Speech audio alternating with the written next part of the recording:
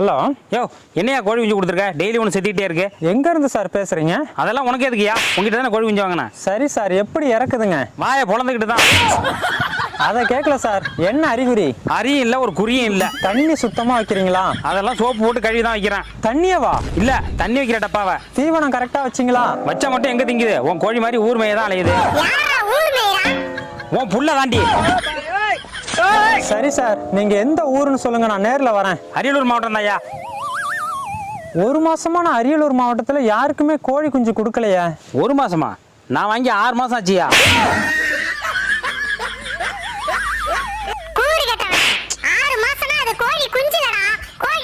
Sir, கோழி குஞ்சு வாங்கிட்டு போய் ஒரு வாரத்துக்குள்ள பிரச்சனை வந்தாதான் நாங்க பொறுப்பு, இல்லைன்னா தப்பு உங்க மேலதான். கோழி குஞ்சு ஒண்ணுது தானே.